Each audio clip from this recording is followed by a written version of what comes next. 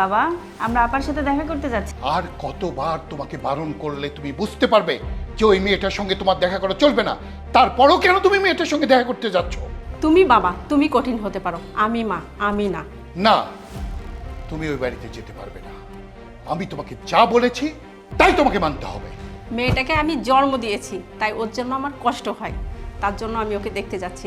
আশা করি তুমি আমাকে বাধা দিবে না। বাবা, তুমি বাধা দিচ্ছ কেন? তুমি আপাকে দেখতে পারো না বলে আমরাও কি দেখতে যাব না? তুমি তো জানোই আপা আমাদেরকে কত ভালোবাসে। আমরা আপাকে ছাড়া থাকতে পারবো না বাবা। এই, তুই মুখে মুখে তর্ক করছিস কেন? আমি যখন বলেছি ওই বাড়িতে যাওয়া চলবে না, তখন যাওয়া হবে না। যা, এখন ঘরে যা। আমি মানুষ দেখেছি, কিন্তু তোমার মতো এতটা কঠিন মানুষ আমি দেখিনি। নিজের মেয়ের সাথে এমন আচরণ করো কি করে? ছি! আমি যা করছি একদম ঠিক করছি। যে মেয়ে বাবার সম্মান রাখতে পারে না, সে মেয়েকে আমি কেন পরিচয় দিব? বাবা, আমিও যদি আপার মতো এরকম একটা কাজ করি, তাহলে তুমিও কি আমাকে বাসা থেকে বের করে দিবা? তুমিও কি আমার সাথে সব সম্পর্ক শেষ করে দিবা বাবা? তোর আপাকে দেখে তোর শিক্ষা নেওয়া উচিত, তোর কি করা উচিত আর কি না করা উচিত।